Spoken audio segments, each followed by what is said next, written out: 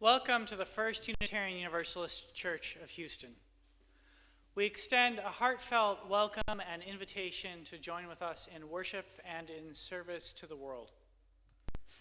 We greet all who wish to join us here in the sanctuary this morning, as well as our many friends who are joining with us online. Whoever you are, whoever you love, we're so glad that you're with us this morning.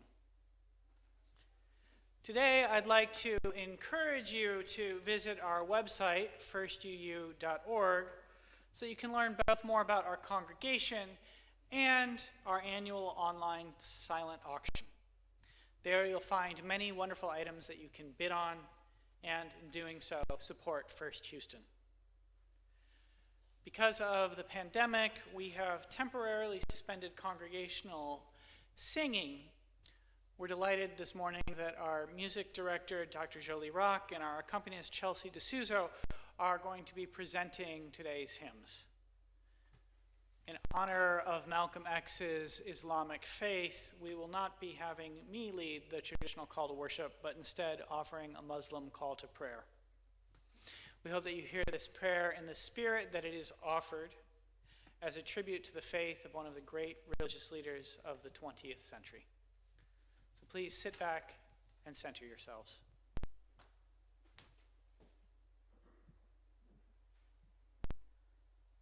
Allahu Akbar, Allahu Akbar, La ilaha illallah wa Allahu Akbar, Allahu Akbar ve ilahil hamd, Allahu Akbar, Allahu Akbar, La ilaha illallah wa Allahu Akbar, Allahu Akbar ve ilahil hamd.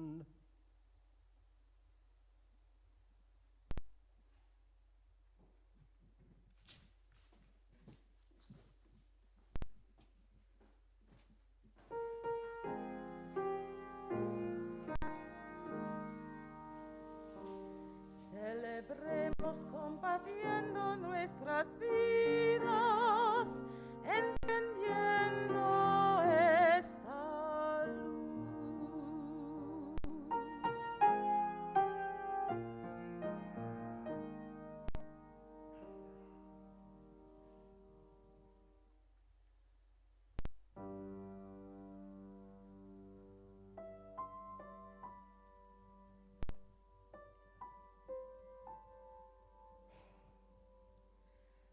I want to leave my footprints on the sands of time. No, there was something that meant something that I left behind. When I leave this world, I'll leave no regrets. Leave something to remember so they won't forget I was here.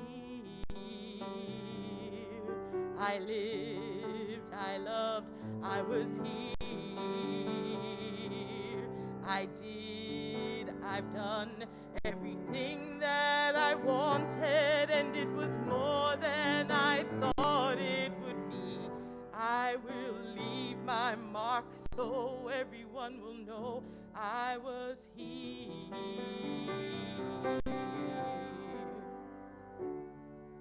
I wanna say I lived each day until I die. No, there was something that meant something that I left behind. When I leave this world, I'll leave no regrets.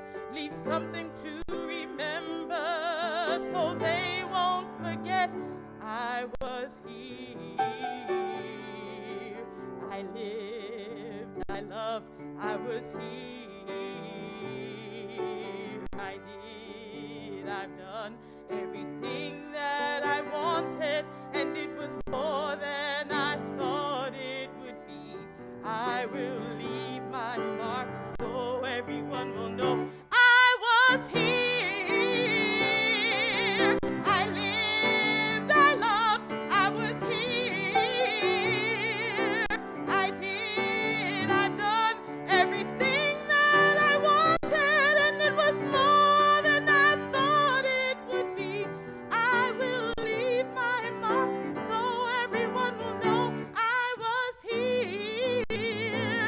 just want them to know that I gave my all, did my best, brought someone some happiness, left this world a little better just because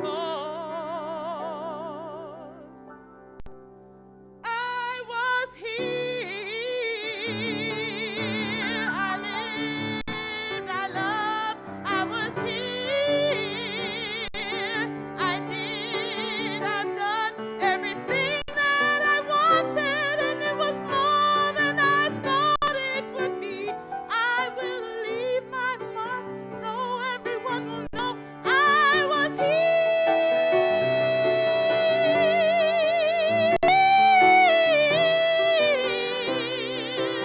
I've done everything that I wanted, and it was more than I thought it would be. I will leave my mark so everyone will know I was here.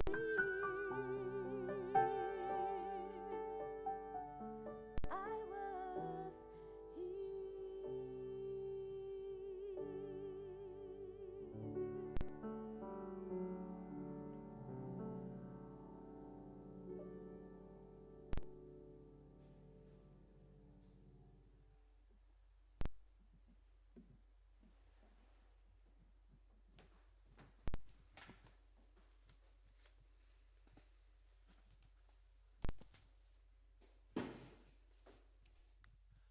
Please join me in the spirit that some call prayer and others name meditation.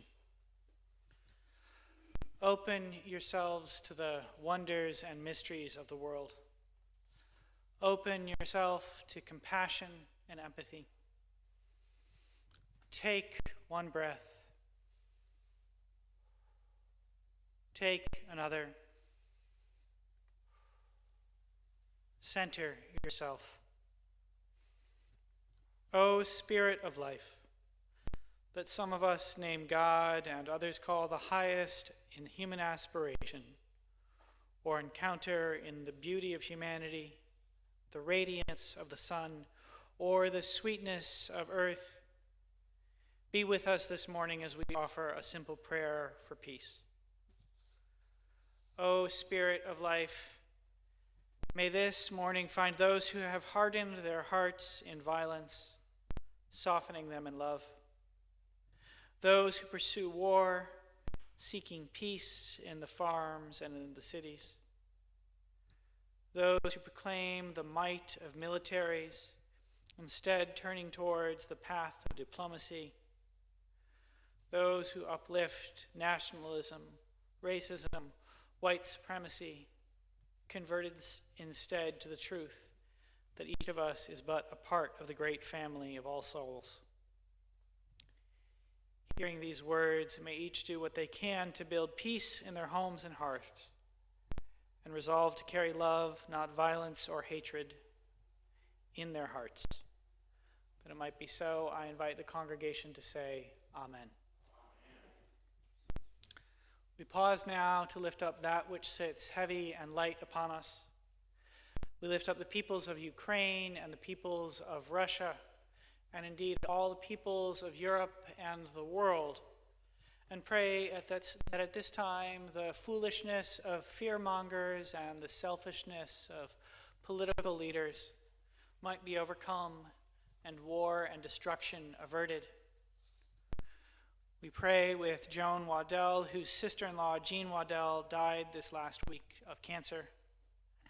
And we celebrate with Georgette Dredge, who will be having a birthday this week. I invite you now to say the name or bring to mind those you wish to be held in the loving embrace of this community.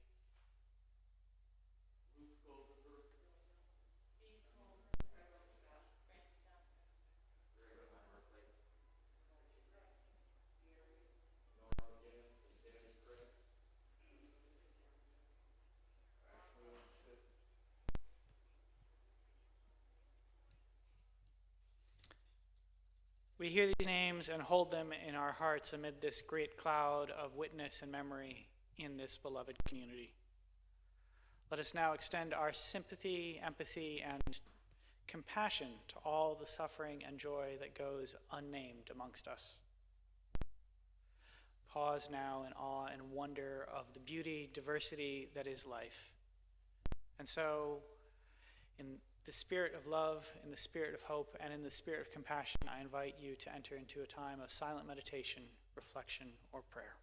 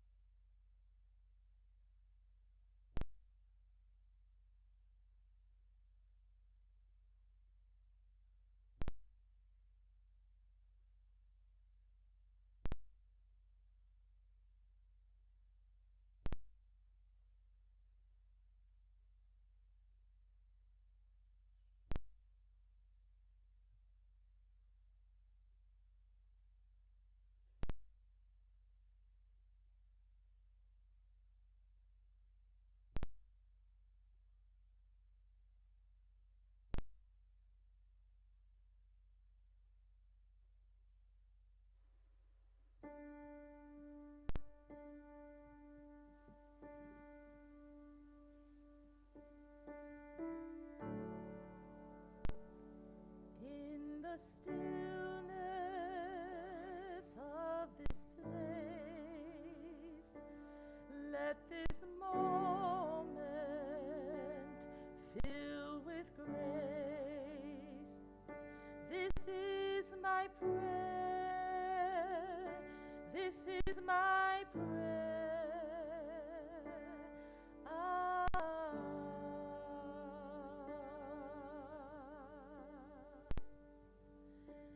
May the sense of mystery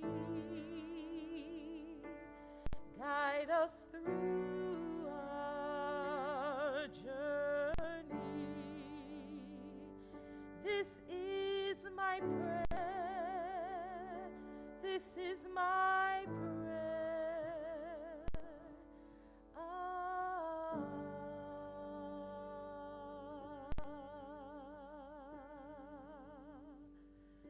This is my prayer.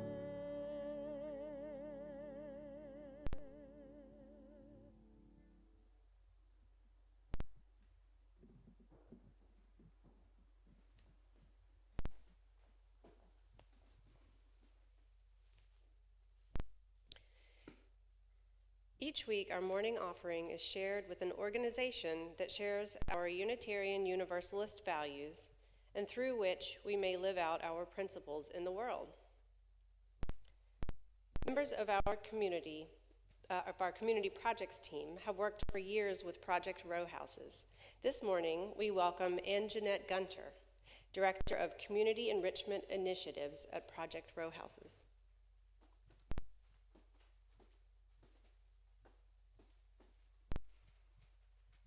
Hi, good morning. Thank you so much for having me. We appreciate the opportunity to speak a little bit about our work and to be welcomed by you. Project Row Houses, we are about a 28-year-old organization. For those of you who don't know, we were started in 1993 by 7 African-American visionary artists who initially noticed the property on Holman Street and felt that art could be used as a platform for social change. We are located specifically in 3rd Ward. It's a historically African-American neighborhood, and our work, we typically describe it in terms of art, community enrichment, and neighborhood development. Towards that end, we have a lot of programs and services, not just for artists and creatives in the community, but also for our residents in terms of affordable housing, food distributions, supportive services, legal assistance. We do work with artist rounds and installations, et cetera. So again, we just welcome the opportunity to be here. If you'd like to learn more about Project Row Houses, we hope that you will visit our website to learn about the great work that we're doing specifically for 3rd Ward community. Thank you.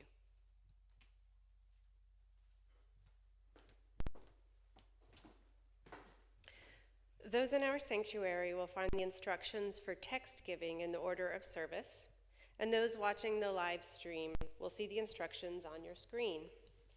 Our regular Sunday morning offering collection invites us to weave a tapestry of love and action. We ask you to give generously. An offering will now be gratefully received.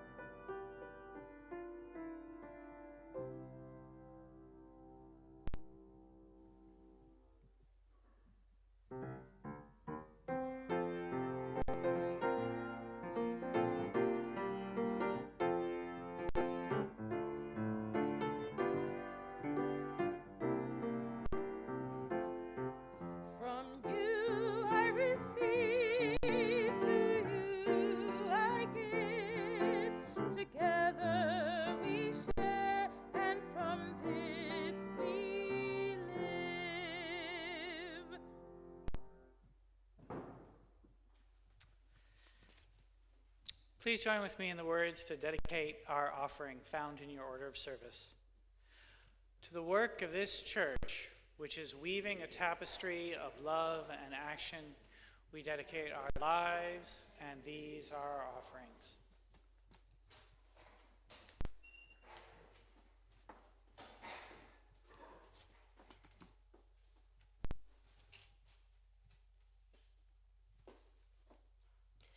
Our first reading is Still I Rise by Maya Angelou. You may write me down in history with your bitter, twisted lies.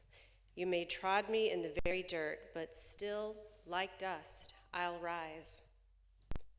Does my sassiness upset you? Why are you beset with gloom? 'Cause I walk like I've got oil wells pumping in my living room.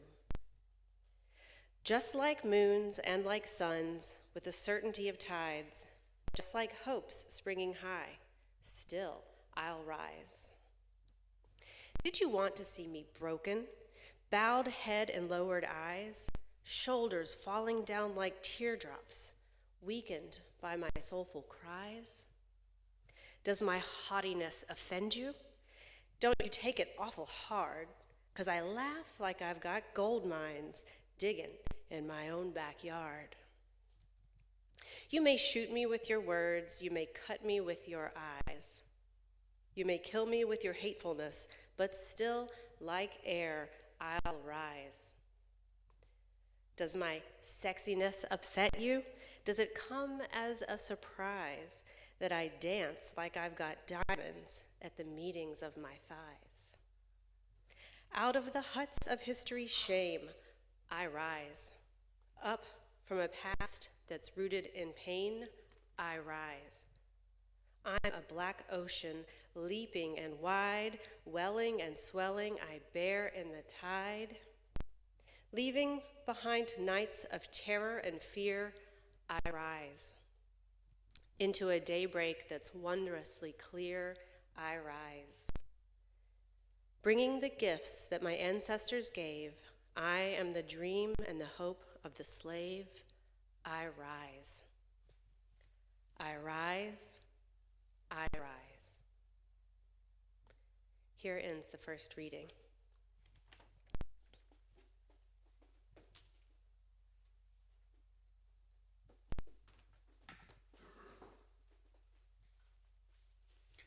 Our second reading this morning is from Eulogy for Malcolm X by Ozzie Davis.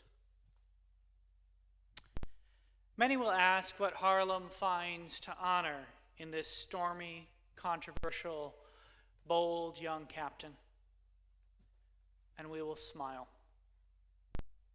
Many will say, turn away from this man, for he is not a man but a demon, a subverter and an enemy of the black man, and we will smile. They'll say that he is of hate, a fanatic, a racist, who can only bring evil to the cause for which you struggle. And we will answer them and say to them, did you ever talk to Brother Malcolm? Did you ever touch him or have him smile at you? Did you ever really listen to him? Did he ever do a mean thing? Was he ever associated with violence or any public disturbance? For if you did, you would know him. And if you knew him, you would know why we must honor him. Malcolm was our manhood, our living black manhood.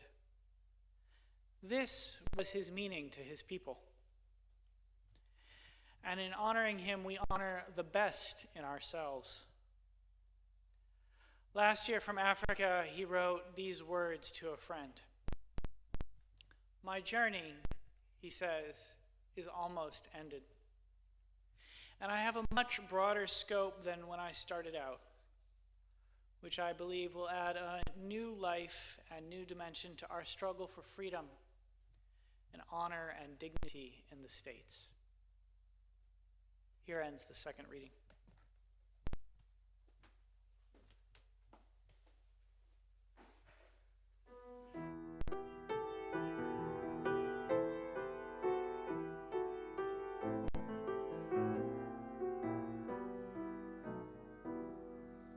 For each child that's born, a morning star rises and sings to the universe who we are.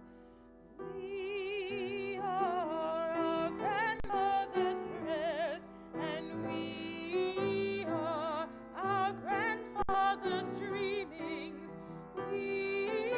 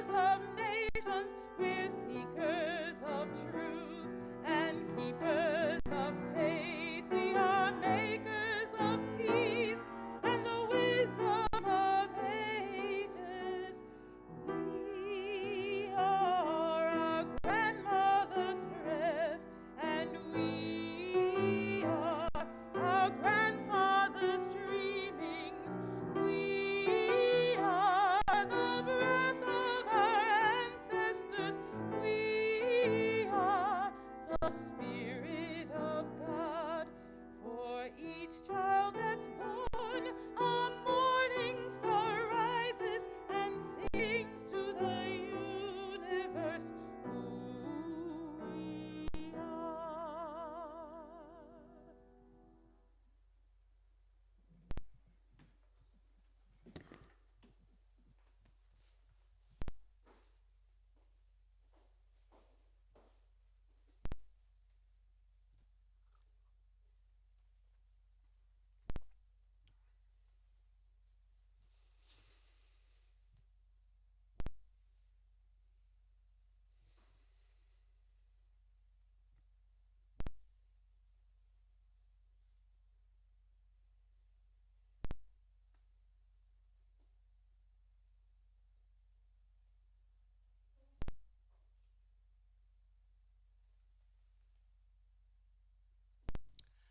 Did you ever talk to Brother Malcolm?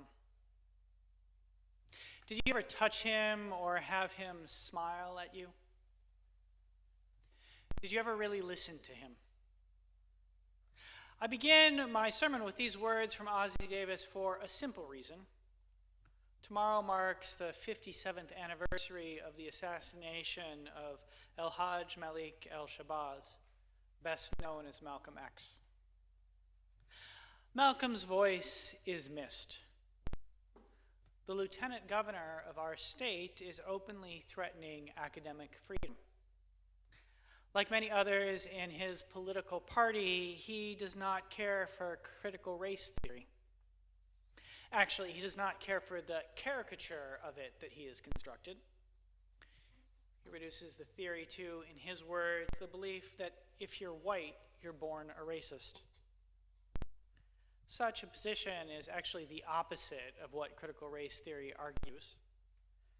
It revolves around the claim that race is a social construct that has been intentionally created through legislation and theological doctrine to further the economic and political interests of people, primarily men, with great privilege and power. Proponents do not claim that if you are born white, you are born a racist. They understand that race, as it is envisioned today, that there is such a thing as black and white, is something which came into being when European theologians in the 15th century, colonial legislations in the 17th century, and the United States Congress and Supreme Court invented it to justify slavery. They observe that in order to be a racist, in the words of the old Rodgers and Hammersmith song, you've got to be carefully taught. And that men like the lieutenant governor are doing the teaching.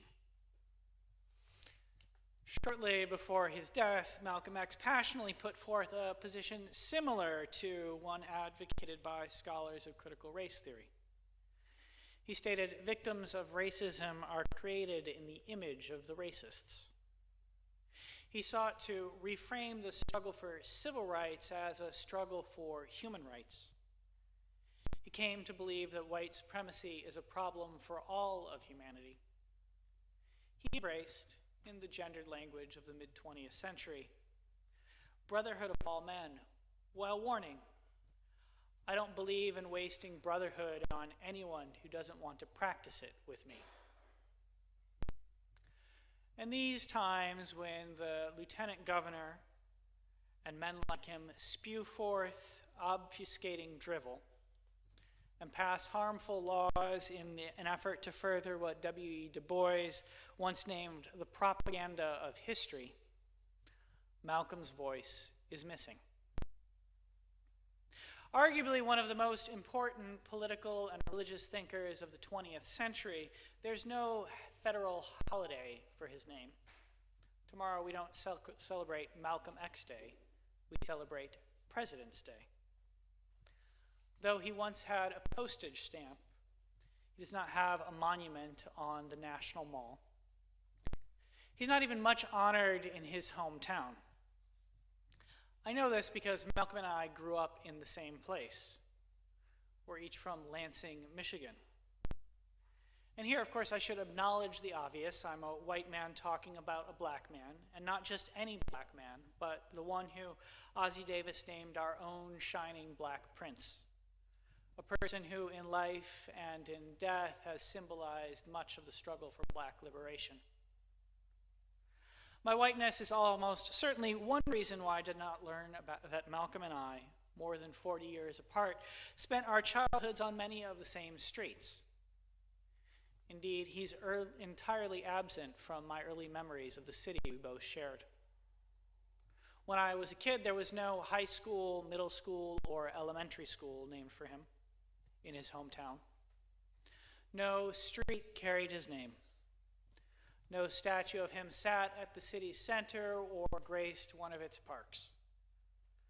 The places he worked, the homes he lived in, the schools he attended, all silent about the one-time presence of this great prophet and freedom fighter. The diner that I used to frequent as a teenager, the one down the street from the home my parents owned, is where Malcolm had one of his first jobs. Yet when I was 15, 16, 17, there was no plaque remarking that he had once been there. No photograph of him gazed down upon us as my friends and I ate our ice cream sundaes or munched on French fries. Malcolm was missing from the Michigan of my youth. This past January, just after New Year's, while visiting my parents, Sade and I decided to set out to see if that had changed. Under the guidance of Professor John Arnie Fleischner, students from Michigan State University had put together a website titled Malcolm's Lansing. It provides a tour of where he and his family lived, loved, and struggled for much of the first 2 decades of his life. Using Malcolm's Lansing, we compiled a list of a half a dozen important sites, drew up a route, and borrowing one of my parents' cars, set off on a short pilgrimage. Was Malcolm still missing in Michigan? What could we find of him? How much might our encounter change us? Have you ever gone on a similar pilgrimage? Pilgrimage is an ancient religious practice, not often practiced by Unitarian Universalists, except for the occasional trip to Boston or Transylvania. It's the experience of going on a journey in search of a holy place, person, or object. The pilgrim anticipates transformation along the way and upon reaching their destination. Transformation might be deeper unity with the divine, a new form of insight, better self-knowledge, or even a new understanding of what it means to be human. The Muslim practice of the Hajj profoundly transformed Malcolm's life. The name he used at the end, El-Hajj Malik El-Shabazz, was one that signified he had fulfilled his religious duty to visit the Kaaba, the house of God in the city of Mecca. Changed his understanding of Islam and of religion. Began his shift away from the teachings of the Nation of Islam towards an embrace of Sunni Islam. It altered his politics, moving him from a militant black nationalism to a revolutionary Pan-Africanism. I did not anticipate a similar transformation on my pilgrimage, nor did I undergo one. But nonetheless, I found much to ponder and contemplate on our search for Malcolm in Michigan. So come with me for a little of it, and maybe the journey might change you a little bit too. We begin in a neighborhood across from the Lansing Airport, at the site of Malcolm's first home in Michigan. The homes here are small and, by Houston standards, old. They date from the 1930s, 1940s, 1950s. A few we see now might have stood when a very young Malcolm played in the yard with his siblings or walked the city streets with his father, Earl Little. Malcolm's dad, along with his mother, Louise, were organizers with the Universal Negro Improvement Association. Founded by Marcus Garvey, UNIA advocated for black cultural, economic, political, and spiritual power at a time when it was incredibly dangerous to be black in America. Not that it is not dangerous now. The Garveyites practiced self-defense against white violence. They put forth a message that only oppressed peoples can liberate themselves. This was not a popular message in the Lansing of the 1930s. It did not endear Earl, Lewis, and their children to their white neighbors. Malcolm's family was burned out of that first Michigan home by white supremacists. When we arrived at the address where the house had stood, we found another building in its place. There was nothing to commemorate what had happened there. Malcolm was missing. His family was missing.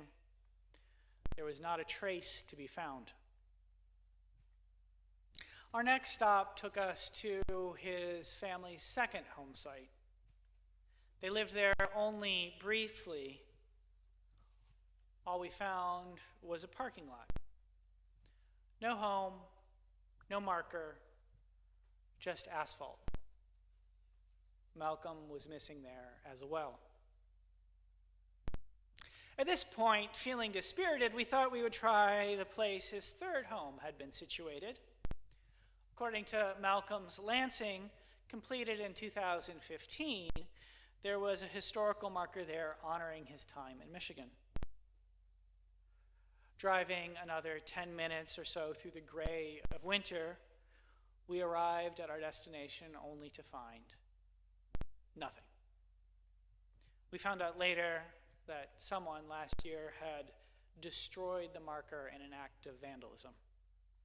It was the last place where Malcolm had lived with both of his parents.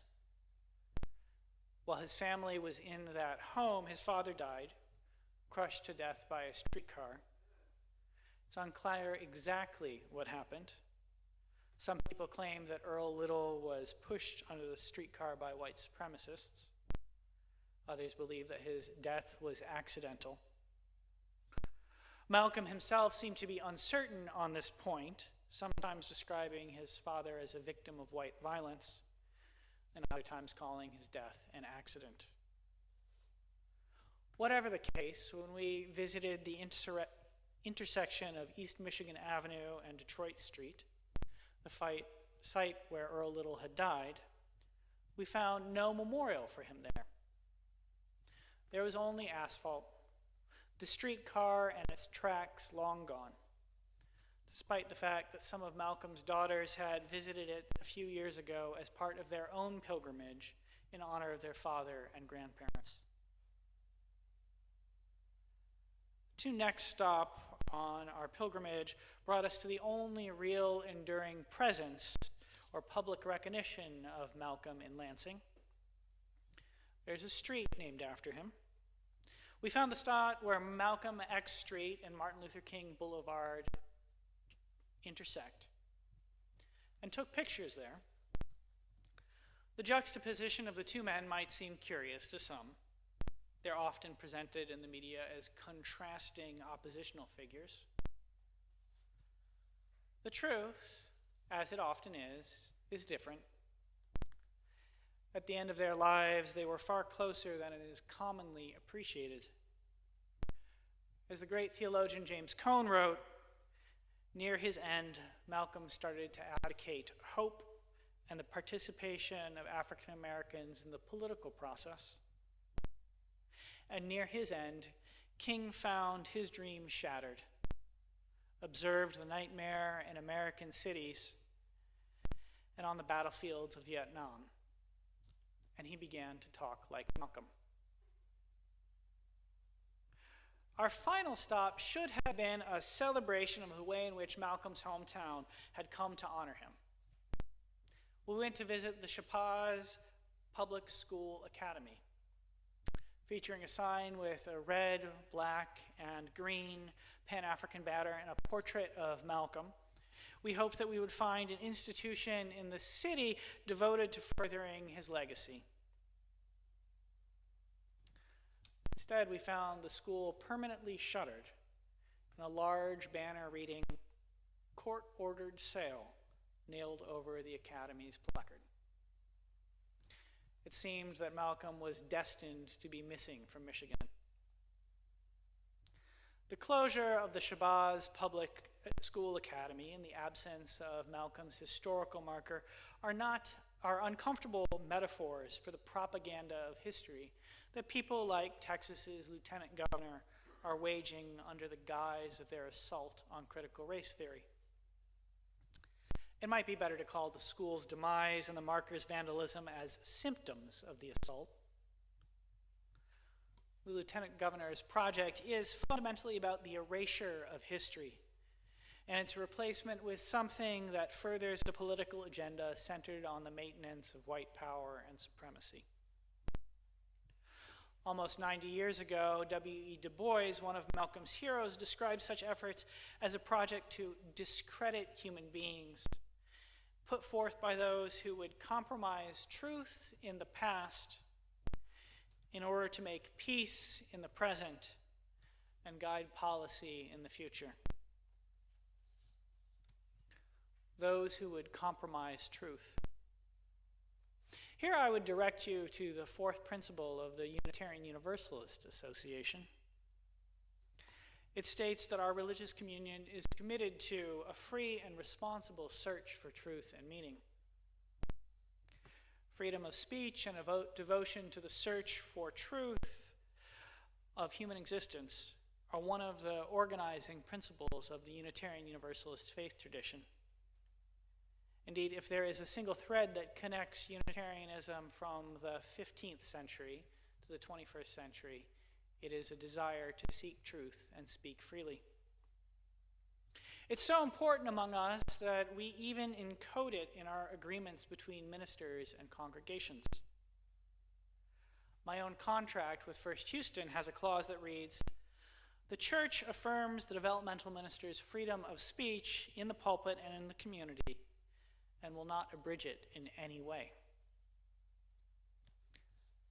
We live in times when academic freedom and disciplines like history are under attack by those who wish to erase knowledge of the past so that they might resurrect the lost cause of Jim Crow. One of the things our congregations offers each other and the larger community at such a moment is a place where we can proclaim, debate, and search for the truth. It was such a search to which Malcolm devoted his life. In his autobiography, he wrote, "I've had enough of someone else's propaganda. I'm for truth, no matter who tells it. I'm for justice, no matter who it is for or against. I'm a human being first and foremost, and as such, I'm for whomever and whatever benefits humanity as a whole." It would be hard for me to provide a better interpretation of the fourth principle of the Unitarian Universalist Association, though of course Malcolm was not interpreting that principle. He was speaking from the perspective of a Muslim who, following his pilgrimage to Mecca, had come to understand that Islam embraced all humanity. Grounded in this theology, at the end of his life, he became devoted to the project of collective liberation through a lens of anti-racism for the entirety of the human family. Malcolm's vision was such, and his import to the project of human freedom and liberation so profound, that he should not be missing in Michigan or anywhere else for that matter. The absence of his absence in our hometown is impoverishing. It furthers the propaganda of history. Counteracting that propaganda is one thing that this congregation has, at its best moments, attempted to be devoted to. That's why we work in Freedmanstown, not just preserving Black history with the Yates Museum, but trying to support Black future with the Freedmanstown Association. That's why we work with groups like Project Row Houses. It's why we celebrate the words of those like Malcolm's friend, the great poet Maya Angelou, who tell the lieutenant governor and his allies, You may write me down in history with your bitter, twisted lies.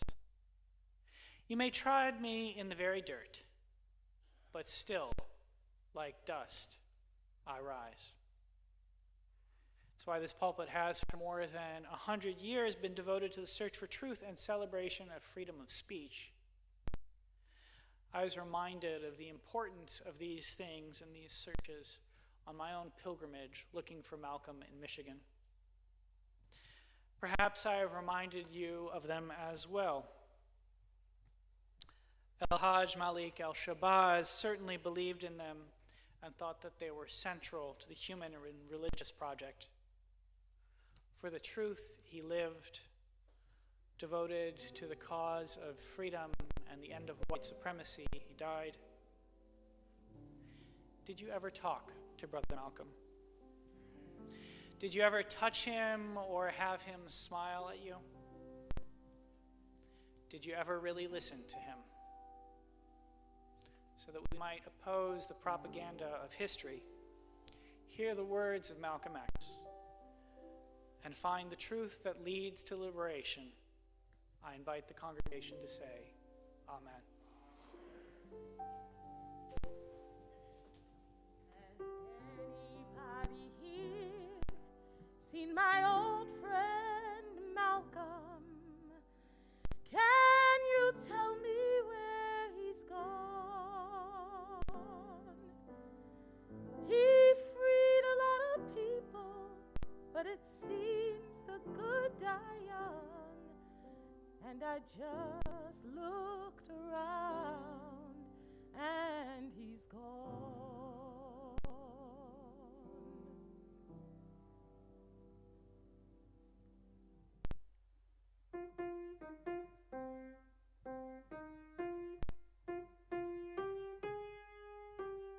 Where do we come from? What are we? Where are we going? Where do we come from? Mystery, mystery. Life is a riddle and a mystery. Where do we come from? Where are we going? Where do we come from? What are we? Where are we going?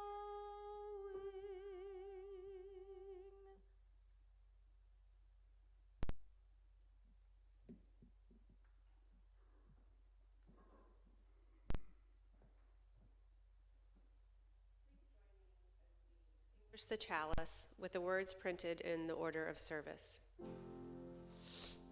We extinguish this flame, but not the light of truth, the warmth of community, or the fire of commitment. These we carry in our hearts until we are together again.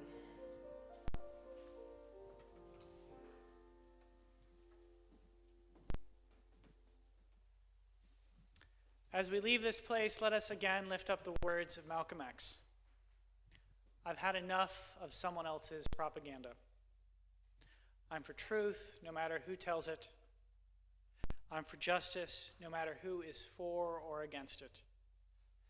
I'm a human being first and foremost. And as such, I'm for whomever and whatever benefits humanity as a whole. Let us go forth and devoted to the cause of truth and the cause of justice, carry peace and love in our hearts. May we each be a blessing. Amen, Ashe, and blessed be.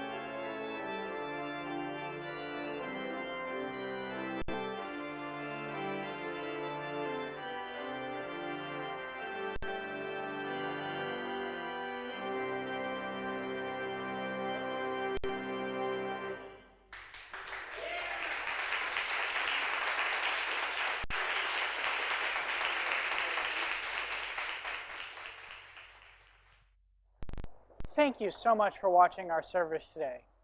We're glad you're part of our online community, where we welcome people who are diverse in faith, ethnicity, history, as well as gender identity and sexual orientation. There are many different ways you can get involved in our community. One you can do right now is by clicking like below or subscribing to our channel. If you're interested in joining our congregation, please email us at membership@firstgu.org. Thanks so much for joining us.